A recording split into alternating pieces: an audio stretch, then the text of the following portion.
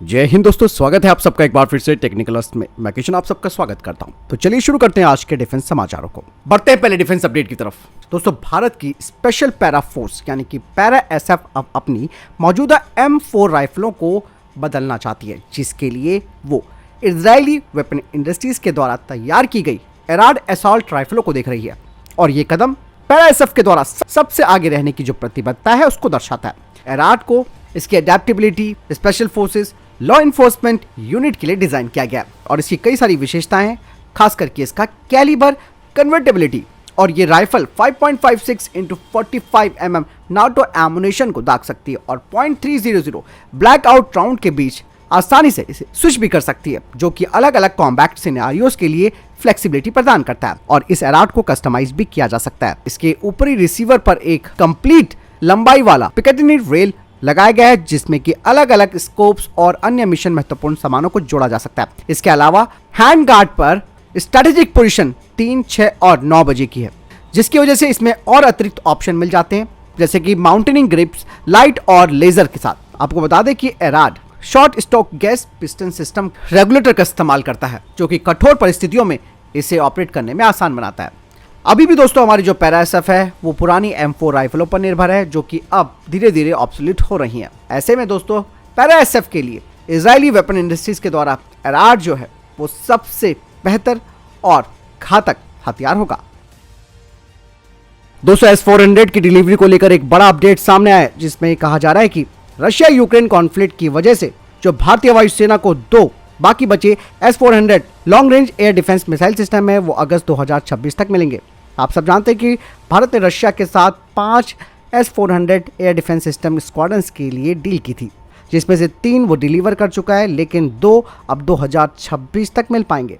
ऐसे में दोस्तों ये लेट लतीफ़ी काफ़ी दिक्कत पैदा कर सकती है। इसलिए कहा जाता है कि स्वदेशी हथियारों पर ही फोकस किया जाना बेहतर है, इसका कोई विकल्प नहीं है। फिलहाल इस बारे में आपकी क्या राय कमेंट सेक्शन में लिखकर जरूर बताइएगा।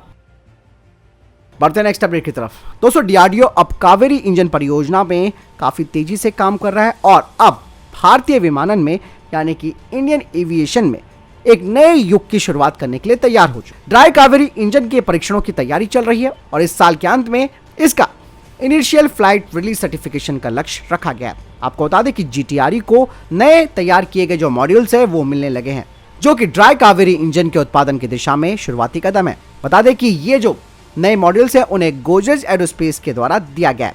दरअसल जीटीआरई एक नया ड्राई कावेरी इंजन विकसित करने की योजना भी बना रहा है। आपको मैं बता दूं कि ड्राई कावेरी इंजन का वर्तमान सेट जो कि अभी यूज हो रहा है उसमें पुराने इंजन थे, लेकिन अब टेक्नोलॉजी डेमोन्स्ट्रेशन के रूप में इन्हें इस्तेमाल करने के लिए मॉडिफाई किया गया है। यही नहीं, इसके अलावा दोस्तों इस परियोजना के तहत यानी कि ड्राई कावेरी इंजन की परियोजना के तहत इसमें एक नया आफ्टर बर्नर का भी विकास किया गया है, जिसका इस्तेमाल LCA तेजस के प्रोटोटाइप पर परीक्षण के लिए किया जाएगा।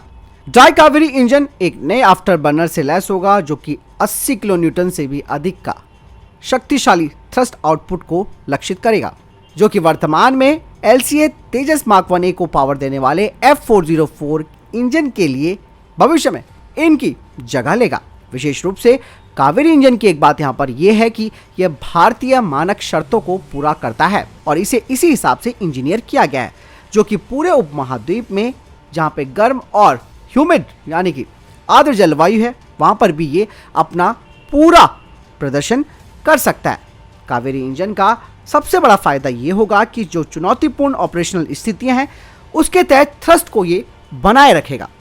वहीं F404 इंजन के विपरीत अगर देखा जाए तो ये जो F404 इंजन है वो गर्म और ह्यूमिड जलवायु में लगभग 10% की कमी का अनुभव करता है। ऐसे में कावेरी इंजन फ्लेक्सिबल रहेगा और अधिकतम टेक ऑफ वेट लेकर भी लगातार प्रदर्शन करता रहेगा। बढ़ते नेक्स्ट अपडेट की तरफ। आखिरकार दोस्तों भारत के स्वदेशी निर्मित 1500 हॉर्स पावर इंजन की मेड इन टेस्ट फायरिंग की गई है, जो कि एक महत्वपूर्ण मील का पत्थर भी है।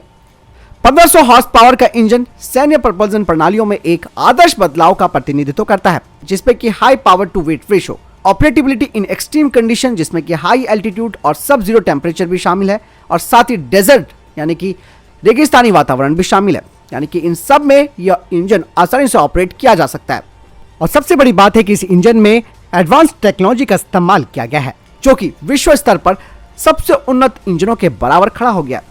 यानी दोस्तों आपको बता दें कि ये जो पहला टेस्ट फायरिंग की गई है 1500 हॉर्स पावर इंजन की, ये जनरेशन 1 पूरा होने का प्रतीक है और जनरेशन 2 में BMEL के द्वारा बनाए गए इस इंजन के और भी कई ट्रायल्स होंगे, जिसे कि combat vehicle research and development establishment और DRDO की लैबोरेटरी करेगी, वो भी एक्चुअल वाहन के ऊपर इनकी यूजर टेस्टिंग करने के लिए।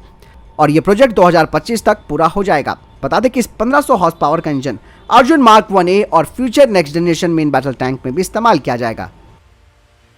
चलिए बढ़ते नेक्स्ट अपडेट की तरफ। दोस्तों हाल ही में भारतीय वायुसेना का तेजस फाइटर जेट दुर्घटनाग्रस्त हो गया था, जिसके बाद जो इसकी शुरुआती जांच हुई उसमें पता चला कि इसका इंजन फेल हो गया था, जिसकी वजह से क्रैश हो गया। लेकिन दोस्तों ऐसे में तेजस और JF-17 का जो सेफ्टी रिकॉर्ड है उसे भी यहाँ पर जांचा जा रहा है, क्योंकि हमारा दुश्मन है, ऑब्वियस सी बात है, कंपैरिजन थोड़ा बहुत करना बनता है। दरअसल अगर पाकिस्तानी वायुसेना के JF थंडर फाइटर जेट की बात की जाए तो इसका जो सुरक्षा रिकॉर्ड है उसका एक अच्छा खासा इतिहास रहा है। फ्लाइट सेफ्टी फाउंडेशन के एविएशन सेफ्टी नेटवर्क के अनुसार JF-17 2011 से 4 बार दुर्घटना का शिकार हो चुका है, जिसमें कम से कम एक पायलट की मौत हुई है। वहीं भारतीय वायुसेना के लिए तेजस फाइटर जेट का दुर्घटनाग्रस्त होना एक चिंता की बात जरूर है, लेकिन अगर इस घटना को JF-17 के साथ कंपेयर किया जाए तो तेजस फाइटर जेट का जो ओवरऑल पॉजिटिव सेफ्टी रिकॉर्ड है वो JF-17 से बहुत ही ज्यादा अच्छा है। बढ़ते नेक्स्ट अपडेट की तरफ। भारत फोर्स ने 12 मार्च को भारत शक्ति कार्यक्रम में अपनी नई टेक्नोलॉजी का प्रदर्शन किया, जिसमें कि उन्होंने अपने नए नए हथियार प्रदर्शित किए और इस दौरान उन्होंने अपने गरुड़ 105 V2 का प्रदर्शन किया। बता दें कि ये 105 mm का गन माउंटेड व्हीकल है, जिसे कि हाईली मोबाइल 4x4 प्लेटफॉर्म पर लगाया गया और इसका नाम गो एनीवेयर व्हीकल रखा गया है। गरुड़ा 105 V2 पर दोस्तों मैंने एक कवरेज कर रखी है, इसकी खासियतों के बारे में उसे भी आप देख सकते हैं। एंड हाईली ओवर पावर्ड है अपनी कैटेगरी में। एंड इसके साथ क्या है कि ये 35 डिग्री तक ग्रेडियंट स्लोप पहाड़ों में ले सकती है कहीं भी। जनरल भाषा में समझाऊं तो जहाँ पे भी जिप्सी गाड़ी जो फौज में काम करती है, जहाँ जहाँ वो जिप्सी गाड़ी गई है वहाँ पे ये गन भी गई है। इसके ट्रायल किए गए हैं मोबिलिटी के in all possible high altitude areas in India. Army ने एक छोटे लेवल पे ट्रायल किए थे विच वाज जो फौजी लैंग्वेज में बोलते हैं नो कॉस्ट नो कमिटमेंट पे। हमने उसमें कुछ राउंड फायर किए थे यहाँ सिक्किम एरिया में ही हाई एल्टीट्यूड में, जो 100% सक्सेसफुल थे और उसकी रिपोर्ट जनरेट करके इंडियन आर्मी ने ऊपर आर्मी हेडक्वार्टर तक शेयर करी थी, जिसमें काफ़ी तारीफ़ की गई थी इस इक्विपमेंट की। इसके अलावा फिर RT डायरेक्टरेट ने एक प्रोग्राम निकाला है जिसमें वो उसको बोल रहे हैं 105 mm 4x4 गाड़ी माउंटेड गन सिस्टम का, जिसमें करीब 200 गन के लिए देख रहे हैं। उसकी रिक्वेस्ट फॉर इन्फॉर्मेशन पिछले साल आ गई थी, जिसको हमने रिस्पॉन्ड किया, जिसके हमारे अलावा कुछ और भी लोग हैं जो उसमें पार्टिसिपेट करेंगे। इसकी फायरिंग रेंज कितनी बताइए? इसकी मैक्सिमम फायरिंग रेंज 17.2 किलोमीटर है, जो कि एक स्टैंडर्ड इंडियन फील्ड गन और लाइट फील्ड गन की भी सेम है। हम सेम इंडियन आर्मी का इन सर्विस 105 का एमिनेशन यूज़ करते हैं इसमें, एंड सेम रेंज टेबल इसके साथ कंपैटिबल है फायरिंग में सपोर्ट देने के लिए। चलिए बढ़ते हैं नेक्स्ट अपडेट की तरफ। दोस्तों भारत सरकार के रक्षा मंत्रालय यानी कि डिफेंस मिनिस्ट्री ने एक रिक्वेस्ट फॉर इंफॉर्मेशन जारी किया है एरियल ऑब्जर्वेशन सिस्टम की खरीद के लिए, जिसका इस्तेमाल यानी कि इस सिस्टम का इस्तेमाल ऑब्जर्वेशन पोस्ट यानी कि OP अधिकारियों के द्वारा किया जाएगा। ये युद्ध के मैदान के हवाई दृश्य की सुविधा प्रदान करेगा और साथ ही शॉट के गिराने पर उपयुक्त लक्ष्य ग्रिड सुधार देकर एरियल ऑब्जर्वेशन प्रणाली की फायर को ठीक करने में ऑब्जर्वेशन पोस्ट अधिकारी की सहायता करेगा। और इसका जो फ्लाइट मोड है उसमें ये fully autonomous mode, semi autonomous mode, loiter mode, target seeking mode, camera guide mode, manual mode और रिटर्न होम मोड भी होना चाहिए। उत्तर प्रदेश पुलिस ने ट्रांसफर ऑफ टेक्नोलॉजी के तहत स्थानीय स्तर पर निर्मित होने वाले विन वैली ऑटोमेटेड सिस्टम से 1128 CG scorpion EVO 9x19 mm SMGs खरीदी हैं, यानी कि सब मशीन गन्स। बढ़ते नेक्स्ट अपडेट की तरफ दोस्तों, जनरल एटॉमिक्स एरोनॉटिकल सिस्टम ने ताइवान को MQ-9B स्काई गार्डियन मानव रहित हवाई वाहन की आपूर्ति के लिए $250 मिलियन का अनुबंध दिया है। यह अनुबंध 4 MQ-9B मानव रहित हवाई वाहनों के लिए, जिसमें कि 2 प्रमाणित ग्राउंड कंट्रोल स्टेशन, स्पेयर और सपोर्ट इक्विपमेंट्स भी होंगे।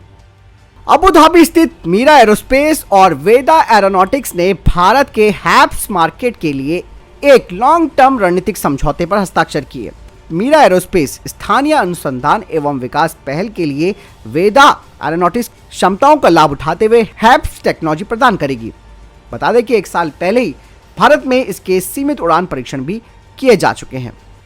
बढ़ते नेक्स्ट अपडेट की तरफ। भारतीय सेना और DRDO 105 mm cannon variant 8x8 web platform को बनाने को लेकर चर्चा कर रहे हैं, जो कि भारतीय मेन बैटल टैंक के साथ एक कॉम्प्लीमेंट होगा बैटल फील्ड में।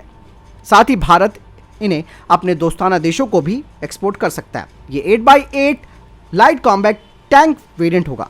बता दें कि इसके लिए टाटा और महिंद्रा ने अपना इंटरेस्ट भी व्यक्त किया है और वो अब इस वेब लाइट कॉम्बैट टैंक के डेवलपमेंट में हिस्सा ले रहे हैं। बता दें कि इसमें भी 105 mm की कैनन होगी, जो जोरावर लाइट टैंक प्रोग्राम में भी इस्तेमाल हो रही है। बढ़ते नेक्स्ट अपडेट की तरफ। एक 20 साल पुराना आर्टिकल सामने आया है, जिसे कि एक मैगजीन ने पब्लिश किया है दोस्तों। इस मैगजीन का नाम फ्लाइट इंटरनेशनल है, जिसमें कहा गया है कि चाइना और भारत तेजस लाइट कॉम्बैट एयरक्राफ्ट प्रोग्राम को साथ में बनाने को लेकर चर्चा कर रहे थे। 2004 में इसके लिए बाकायदा एक हाई लेवल डेलीगेशन भारत आया था, ताकि वो तेजस एयरक्राफ्ट के साथ जॉइंट डेवलपमेंट प्रोग्राम कर सके, क्योंकि दोस्तों भारत को भी उस दौरान एक पार्टनर की ज़रूरत थी तेजस प्रोग्राम के लिए, क्योंकि चाइना भी दोस्तों उस दौरान J7 और J6 को रिप्लेस करना चाहता था। ऐसे में दोस्तों देखिए कहाँ की बात कहाँ जा रही थी, और चाइना का जो इतिहास रहा है उसे हमारी पहले की सरकारों ने कितना उसको तवज्जो दिया, और क्या क्या डीलें हुई, क्या क्या चीज़ें हुई, वो सब धीरे धीरे खुलकर सामने आ रही हैं।